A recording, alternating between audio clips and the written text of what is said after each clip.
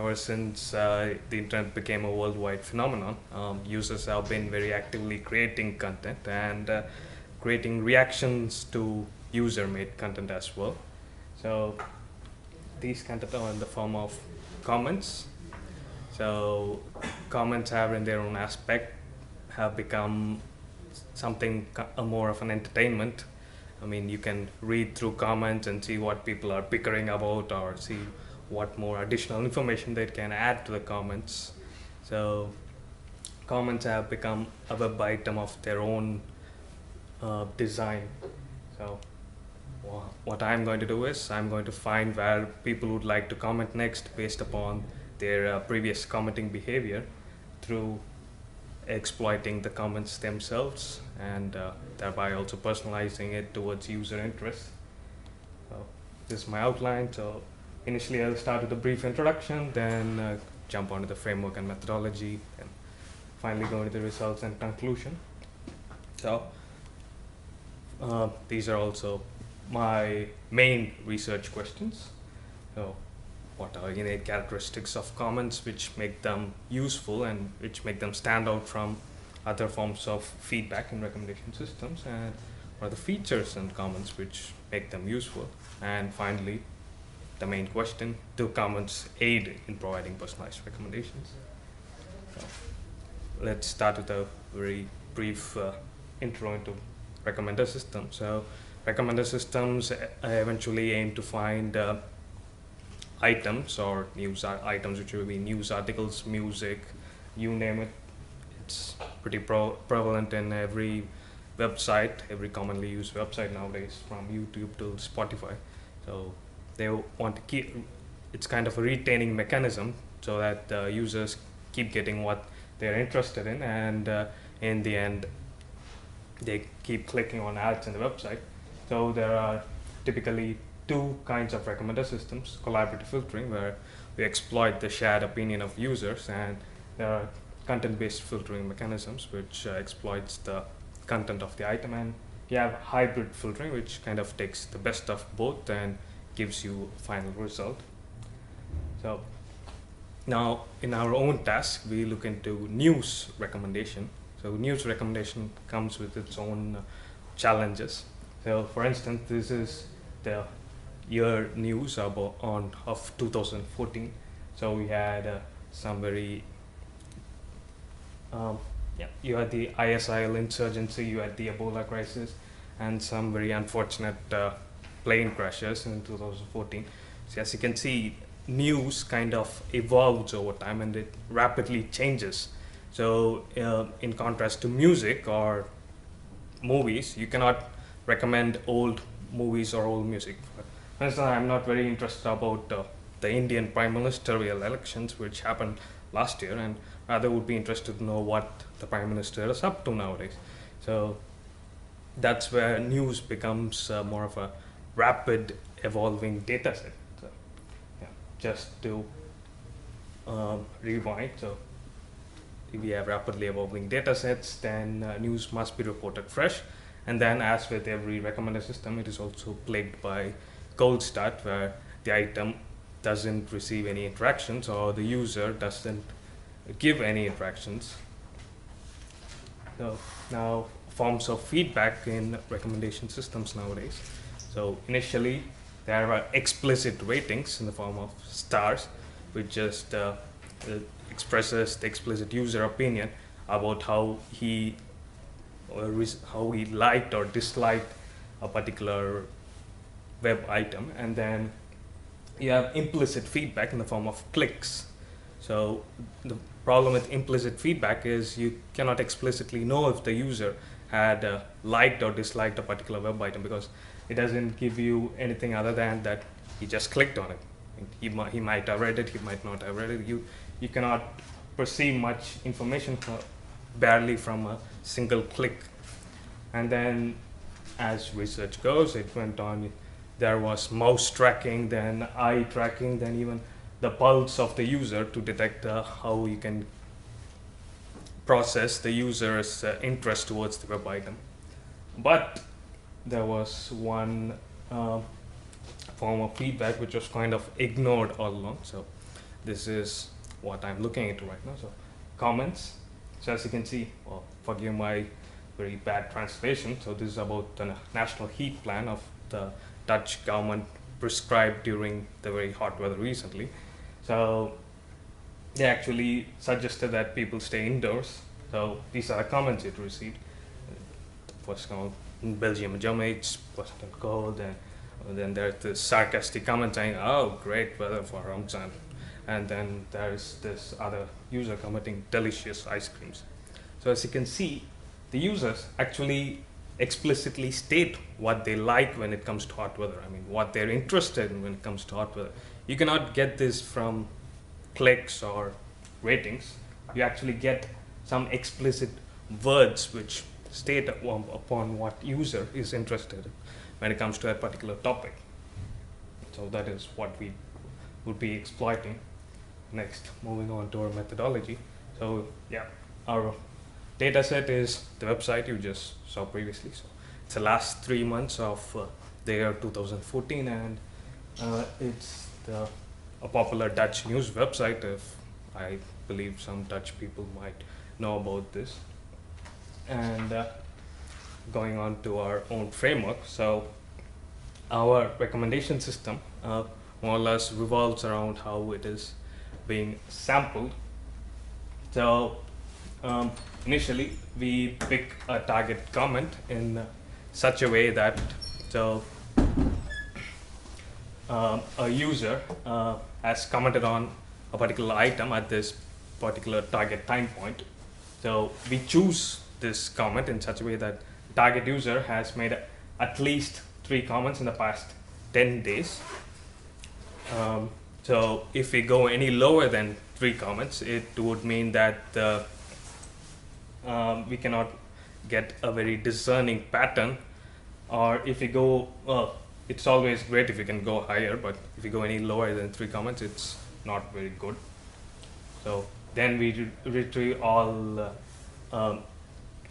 interactions in those past 10 days from our target time point, and we use the recent 2 days of items for news recommendation. So in the end, we account for the freshness aspect by only recommending those items which occur in the last 2 days.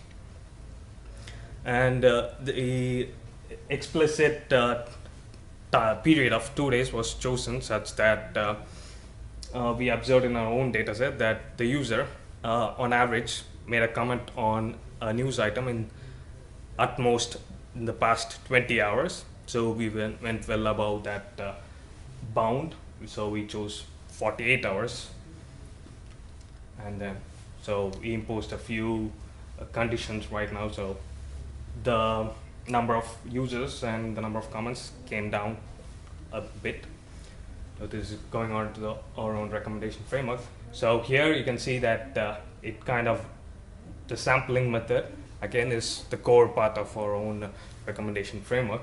So we choose a time point, then take the previous interactions, train it, and then use the recent 2 days of items as candidates, then rank them based upon our recommender, then which would rank the items which the candidate items, and which is again used to evaluate. So the item here refers to the news article. So we would find, so the ground truth is the news article. So there will be a single news article which we are trying to find in this entire ranked list. So this ranked list on average counts to be 400 items. So out of the 400 news articles, we want that one golden news article which is our target time point. So this is in an offline evaluation scenario. So that's why we are doing so much detailed work, as it is an offline evaluation scenario. If it was online, we could simply make a recommendation and see if the user clicked or not. But as this is offline, we have to go through this entire process. So now going on to our target problem. So this is the home page of new.nl, which is our own data set. So again, as we are going for offline evaluation, our data set would also be clearly influenced by how the user perceives recommendations or how the data set is set out. So we have this main editor feature, which is chosen by the editors explicitly. So these are kind of human generated articles, and we have also these small tabs. So you have the fresh items, so it just gives you the most recent items, and you also have the popular items, so it finds the items which have been most clicked in a particular time period, and it just gives you them. So we can actually imitate these fresh and popular recommenders with ease, because it's pretty straightforward, whereas this editor feature might be difficult, because we would need to know at each time instant what was the feature article chosen by the editor, which cannot be machine generated. But this editor feature article tends to be something of a middle ground between fresh and popular items. And me, as a naive user, if I look at the home page, this has some pretty pictures, and it's also in my direct focal view. So it would not be a surprise if I end up clicking one of these articles more than these smaller tab articles. So that is also an aspect which would influence our own data set. So first, we start with imitating the freshness recommender. So as we mentioned before, we chose a target time point, and we choose all items based in the past 48 hours and rank them by their recency. So it just merely ranks all items in the past 48 hours by recency and presents it to the user. And the metrics we use are the MRR, which represents at which rank we retrieved our relevant document, and MAP at 10, which represents the average precision up till rank 10. So it represents the relevancy of documents which were really retrieved till rank 10. So the MRR, as you can see, it's 0.09, which you can say that we retrieved our correct document on average in the top 10 ranks. Now, in our own data set, we also observe that there were around 8 articles published in an hour. So we can actually say that so the user comments on the most recent 10 articles. So the user only ever comments on more or less the past 2 hours of articles, because we had observed that there are only 8 articles published per hour. So next, we move on to the popularity at n. So this is more or less an enhanced version of the freshness recommender. So we retrieve all the fresh items, and we actually re-rank them by the number of comments they receive. So an assumption here is that the number of clicks is proportionate to the number of comments it receives, because to comment on an item, first of all, you have to click on it. So that's kind of an assumption we make here. Now this n, it actually represents how far we look back to make our re-ranking. So how far we look back to see how many comments it received. So if it's items up to t-1, we only ever take the candidate items in the past 1 hour. And if it's well, we go up to t-48. So if it's t-48, we take all items in the past 48 hours. If it's t-2, only those items in the past 2 hours, and re-rank them by the number of comments they receive.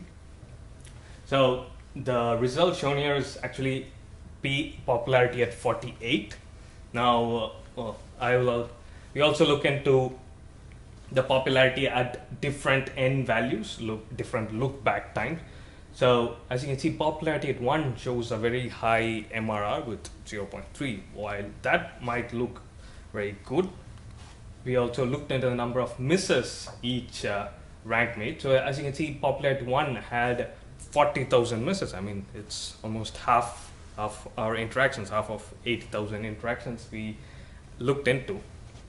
So so misses in this case means that the target item did not fall under the candidate list, because we only looked at the 1 hour of items in the past. So it didn't fall under the candidate list at all. So that's why we choose only popularity at 48 for our own representation and future references. So next, we go on to our content-based recommender. So in the case of the content-based recommender, we slightly modify. So we only train the items which the user has already commented on, and choose all items are past 48 hours, as we did in our sampling, and pre-process it. So in the case of item, we actually looked at the articles. So what we did was we tokenized the article text, then stem the text so as to remove any suffixes. So after stemming, we created TF-IDF vectors. So TF-IDF vectors eventually give you what is unique towards this particular document from other documents. So it leaves you with words that make a document unique from other documents.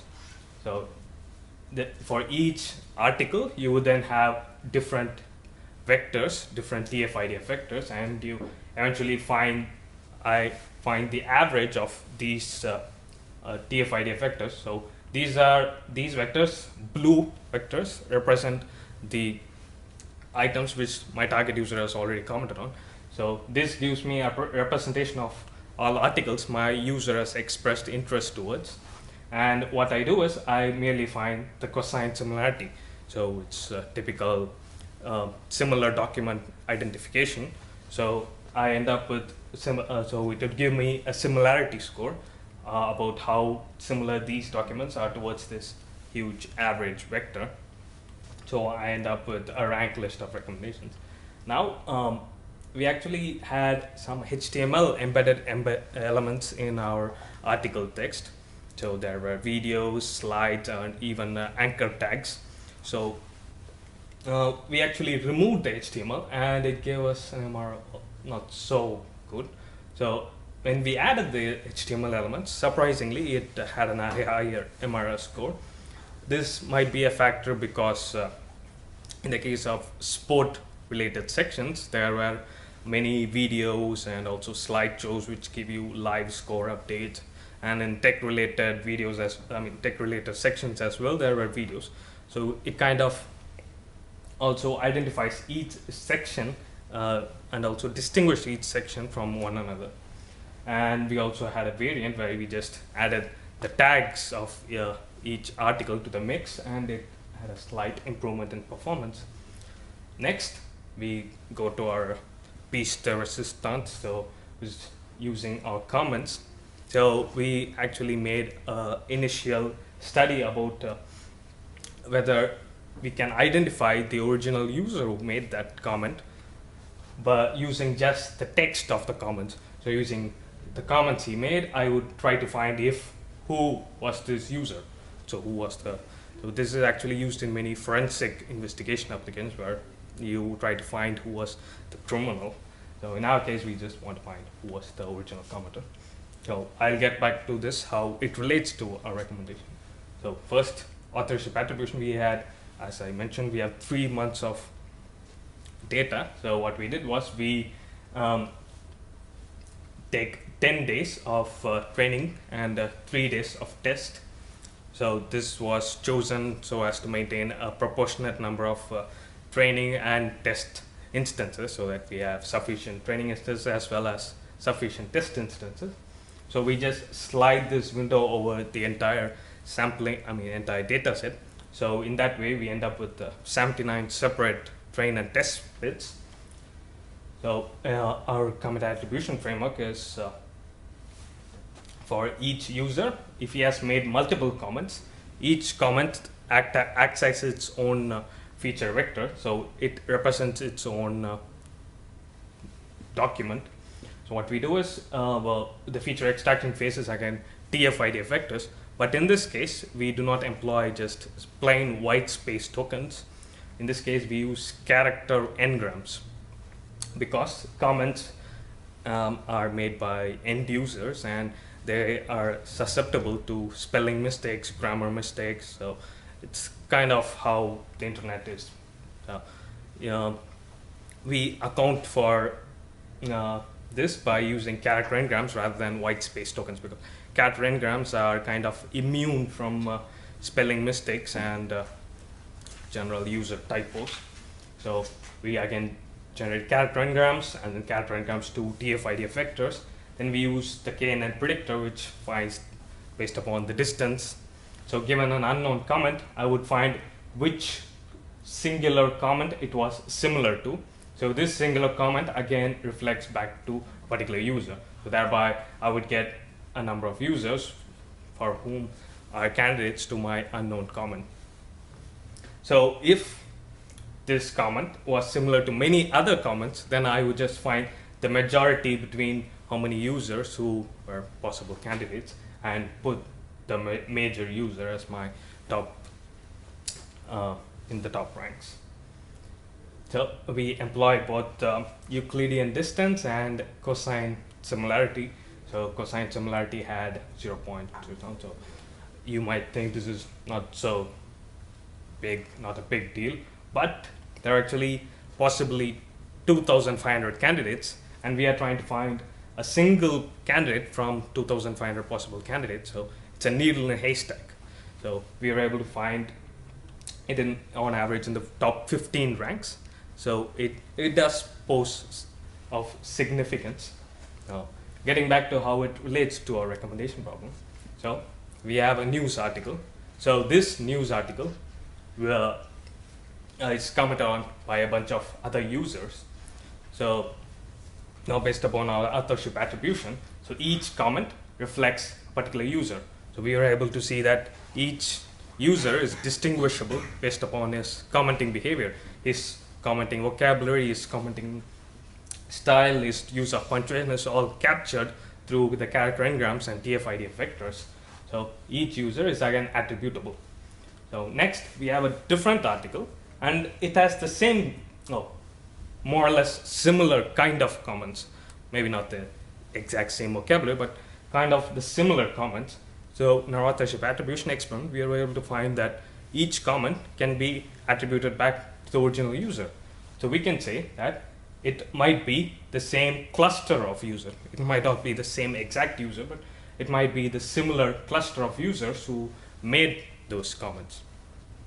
So in this way, we accounted for user-to-user similarity and also ensure that our user always comments with the same set of users, so that he's in the same group.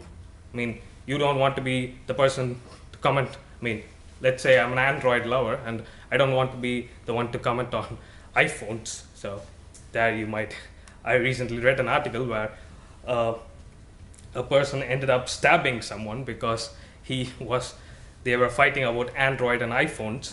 So you don't want to end up with a different peer group than someone you like, I mean, someone you can relate with. So that's why we kind of keep the users together by making them comment on the same set of articles which they end up liking. So this is what is our inspiration to build the comment-based recommender. So we find all the comments upon all the items which the target user had commented on, then retrieve all the comments, then as before, we just use the comments as a similarity measure. So it is also quite interchangeable with the content-based recommender. Instead of the article, what we do is we just bunch up all the comments and find articles which the same similar bunch of comments. So this way we ensure that we have a similar co-commenter group as well as a similar commenting pattern. So, well, I will get back to the results. So, well, it's kind of slightly better than the article without HTML. I will summarize that shortly. But coming back to collaborative filtering, so matrix factorization is kind of the thing nowadays with recommendation systems. So in matrix factorization, you initially have a ratings matrix. So this ratings matrix is then factorized into two different matrices, which the product of these two different matrices would give me back the original matrix. So SVD++, so SVD stands for singular value decomposition, so which is what we do in matrix factorization in the first place. So you actually introduce another matrix which accounts for implicit feedback situations. So wherever the user had expressed implicit feedback towards, we account for all those interactions in this separate matrix. So this is kind of also a very popular paper in the recommendation group. So we built a so what you would end up doing is you would end up optimizing these parameters through a numerical optimization procedure. So in my case, I use stochastic gradient descent. So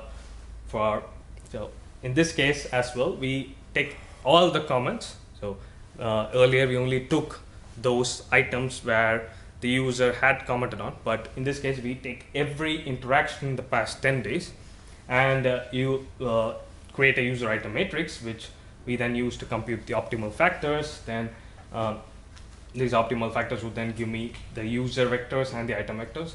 So in this case, I only choose those item vectors which act as my candidates for recommendation. And the user vectors, well, every user I want to make a recommendation to. So I then just find the dot product between those vectors. So in the end, it would give me a predicted rating for that dot product. So based upon that predicted rating, I would rank my users. So this is also not so good. So SVD++ accounts for user neighborhood. So we can say that the user neighborhood's not so good. So yeah, let's summarize the results. So as you can see, freshness, news. So it's a very, very simple recommender. I mean, I just went on and on with so many complicated recommenders, but freshness being a very simple recommender, it just finds the most recent items and just gives you the most recent items. So every single recommender could not outperform freshness. So what it says is that in our own data set, we also mentioned that the user is kind of influenced by how it is perceived in the interface. So he always keeps receiving fresh items, so we kept commenting on those fresh items. And as well, it also represents an aspect of news, where fresh news is more relevant than similar content news or similar neighborhood news. So freshness is the thing when it comes to news recommendation. And you can also see that the comment recommender actually outperforms the article without HTML. So this also goes on to say that comments convey little more information than the article itself. So that's why if you can beat them, join them. So that's why we use the freshness recommender as well to enhance our own recommendations with the other recommenders for personalization. I mean, freshness does not give you personalization. It just dumps you every recent article without any respect about what you would like yourself. Whereas the other recommenders, they kind of give a personal touch. I mean, so that's why we use a hybrid recommender, which kind of tries to bring out the good in every recommender. So the hybrid recommender is pretty straightforward. What we do is we offset the ranks produced by different recommenders by a particular factor, KR. So the higher this offset, the lower the priority I give to the target recommender, and the lower the offset, the higher the priority I give to the target recommender. So coming back, so each recommender would receive a priority, and I just find the fusion score. So based upon this fusion score, I then re-rank. So as you can see, the MR just went up almost twice as good as the freshness recommender. And we also adopted these particular parameters. Now, these parameters right now are not the most optimal parameters. So I won't suggest in taking away any conclusions from how these parameters were adopted, because right now they were just hand-picked and permuted over. So let me just come back to the results again. So you can see here WRF 0.221, whereas this was close to 0.1. It's almost twice to thrice as better than my original freshness singular recommender. So yeah, comments do aid in providing personalization.